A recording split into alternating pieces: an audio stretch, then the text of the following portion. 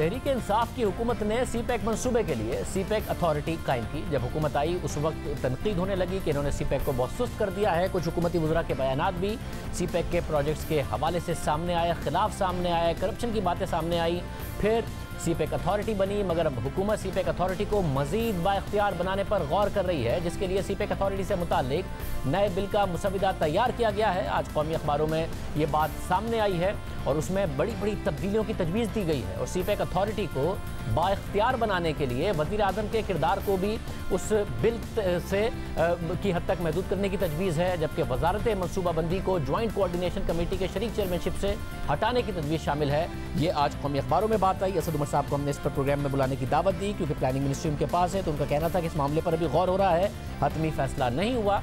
जबकि जो साबिक वज़ीर मनसूबाबंदी हैं नून लीग के दौर के, जिन्होंने बहुत ज़्यादा सी-पैक पर काम किया, हसन इकबाल साहब, वो इस फैसले पर पहले ही तनकीद कर रहे हैं। हसन इकबाल साहब भी हमारे साथ मौजूद हैं। हसन इकबाल साहब, बहुत शुक्रिया। हसन इकबाल साहब, पहले आप ही लोगों ने तनकीद की कि इस हुकूमत ने सी-पैक पर तेज़ी से काम नहीं किया, सुस्त कर दिया है। इन्होंने सी-पैक अथॉरिटी बना दी, अब उसको मजीद अगर इख्तियारात दे रहे हैं कि चीज़ें एक्सपेडाइट हों, तेज़ी से काम हो, तो आप क्यों तनकीद कर रहे हैं इस मामले पर?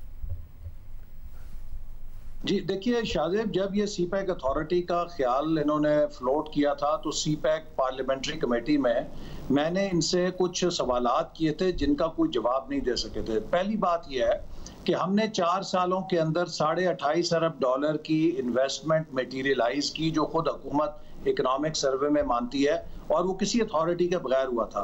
असल बात यह कि ये समझ नहीं रहे कि सी-पैक जो है वो एक इंटर मिनिस्ट्रियल प्रोजेक्ट है जिसमें 14-15 मिनिस्ट्रीज इन्वॉल्व हैं।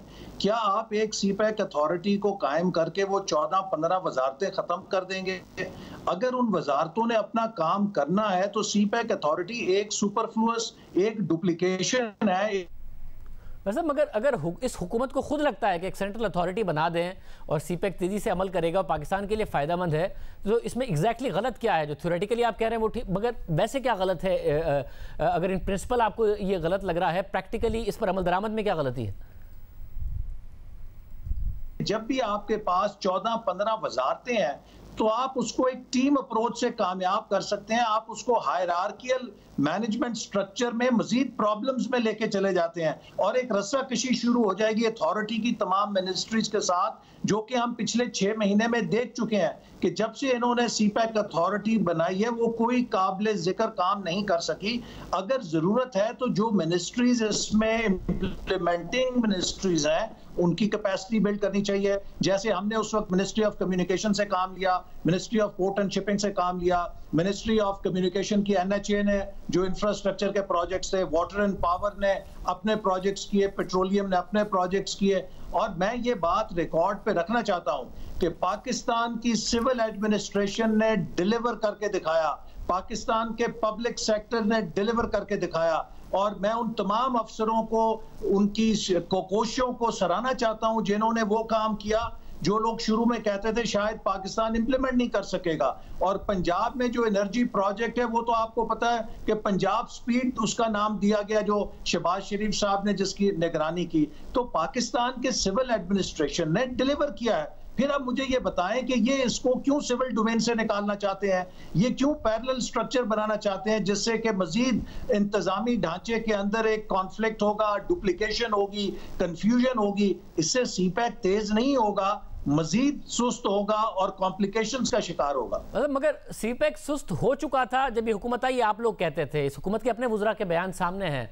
मैं सिर्फ ये जानना चाह रहा हूँ, आपने कहा कि हमने सिविल एडमिनिस्ट्रेशन के थ्रू डिलीवर कर दिया था, हमारे वज़रा ने डिलीवर कर दिया था। अगर आपने कर दिया और अगर वज़ीर आज़म को खुद को लगता है कि उनकी टीम के अलावा सी-पैक अथॉरिटी बननी चाहिए, वो डिलीवर करेगी, आपको अपनी टीम पर कॉन्फिडेंस था, अगर आपने कर दिया जो आप कह रहे हैं, तो अगर उन्हें लग रहा है कि इस तरह डिलीवर हो सकता है तो इसमें इशू क्या है? देखिए, जो सी-पैक के प्रोजेक्ट्स हैं, क्या वो पाकिस्तान के प्लानिंग सिस्टम से कट ऑफ हो जाएंगे? क्या सी-पैक का मंसूबा CDWP में नहीं जाएगा? क्या सी-पैक का मंसूबा एक्नेक से पास नहीं होगा? ये सारे वो फोरम्स हैं जिनको मिनिस्ट्री ऑफ प्लानिंग होस्ट करती है, और इसीलिए प्लानिंग मिनिस्ट्री के अंदर जब सी-पैक को रखा गया तो हमने बहुत स्विफ्टली इन प्रोजेक्ट्स की प्रोसेसिंग को भी यकीनी बनाया और इनकी इम्प्लीमेंटेशन को भी जो लाइन मिनिस्ट्रीज हैं उनकी कोऑर्डिनेशन के साथ यकीनी बनाया। और हम प्लानिंग मिनिस्ट्री की सतह पर तमाम मिनिस्ट्रीज की रेगुलरली कोऑर्डिनेशन मीटिंग्स किया करते थे। तो अब अगर इस हुकूमत के पास सलाहियत नहीं है, उसका ये मतलब तो नहीं है कि ये सिविल स्ट्रक्चर्स को तबाह कर दें, सिविल एडमिनिस्ट्रेशन को तबाह कर दें। इसी तरह हम देख रहे हैं कि जो लोकस्ट है, अब देखिए पाकिस्तान की रीजनल एनवायरनमेंट देखिए, हमारे कश्मीर के महाज पे रोजाना भारत क्या कर रहा है, हमारे वेस्टर्न महाज पे हर दूसरे दिन 4-5 फौजी शहीद हो जाते हैं, हमें साजिशों का शिकार है। लद्दाख के अंदर क्या हो रहा है, इस सिक्योरिटी एनवायरनमेंट में ये हुकूमत एब्डिकेशन कर रही है। वो काम जो तहसीलदार और असिस्टेंट कमिश्नर के करने का होता था, अगर लोकस्ट बहुत बढ़ गई है तो ज्यादा से ज्यादा ये होता था कि तहसीलदार से वो अपग्रेड करके एसी की ड्यूटी लगा दो। अब वहां पर हमारे फौज के सीनियर अफसरों को लगाया हुआ है। हमारा दुश्मन हंसता होगा हम के ऊपर कि हम क्या, हमारी हुकूमत इतनी गई गुजरी हो गई है कि यहाँ पे हर काम के लिए, मामूली काम के लिए भी इनको फौज की मदद लेना पड़ रही है। ये फौज के साथ भी ज्यादती है जो ये कर रहे हैं, चूंकि खुद इनको हुकूमत चलाना नहीं आती। तो कब तक इस तरह निजाम हम तबाह करेंगे और होने देंगे जो हमारी आंखों के सामने हो रहा है। अच्छा, मतलब सिविल इंतजामिया को डिलीवर करना चाहिए। आप मुझे ऑप्शन बताइए कि आपके पास क्या ऑल्टरनेट है कि अब इस तरीके से कि सीपैक के मंसूबे भी मुकम्मल हों और वो सुस्त रवि का भी नाशिकार हों, वो तेजी से भी चलते नजर आ रहे हैं। हुकूमत अगर करे तो उसे दुरुस्त अंदाज में करे ना। ये जो सीपैक अथॉरिटी बना रहे हैं, इससे तो मजीद मामलात गंभीर हो जाएंगे। जो गवर्नमेंट का इंतजामी ढांचा है उसके अंदर बहुत ज्यादा डुप्लीकेशन और रिडंडेंसीज हो जाएंगी, आपस में खींचातानी हो जाएगी। असल मसला सीपैक के जो स्लो डाउन का है शाहजेब, वो ये है कि हुकूमत ने हमारा मैक्रो इकोनॉमिक ढांचा तबाह कर दिया है। डेवलपमेंट बजट 50% रिड्यूस हो गया है। इनके पास पैसे नहीं है कि ऑनगोइंग प्रोजेक्ट को चला सके। मैं आपको मिसाल देना चाहता हूं, जो इस वक्त सीपैक का सबसे बड़ा फ्लैगशिप प्रोजेक्ट है, जिसकी फीजिबिलिटी 2 साल पहले तैयार हो चुकी थी और जिसे 2018-19 में शुरू हो जाना चाहिए था, वो ML1 है। कराची से पेशावर रेलवे लाइन की मॉडर्नाइजेशन, उसमें सिग्नलिंग सिस्टम भी है, ड्यूलाइजेशन ऑफ ट्रैक भी है। ये $7.5 अरब का प्रोजेक्ट है। हुकूमत ने सिर्फ 6 अरब रुपए बजट में रखे हैं। इस रफ्तार से 197 साल लगेंगे इस प्रोजेक्ट को मुकम्मल होने में। अब आप मुझे बताइए कि आप सुपर सीपैक अथॉरिटी ले आए, अब आपके पास अगर 6 अरब रुपए हैं तो वो क्या करेगी? और सीपैक अथॉरिटी तो वैसे ही नॉन स्टार्टर है। इसका अगर कोई तरीका है, वो टीम अप्रोच है और मिनिस्ट्री ऑफ प्लानिंग के जरिए इन तमाम मिनिस्ट्रीज को एम्पावर करने की जरूरत है। जो लाइन मिनिस्ट्रीज हैं उन्होंने ही अपना काम करना है। क्या मुझे बताइए, CPEC authority board of investment का सब्स्टिट्यूट बनेगी? CPEC authority ministry of energy का सब्स्टिट्यूट बनेगी? क्या सीपैक अथॉरिटी NHA का सब्स्टिट्यूट बनेगी?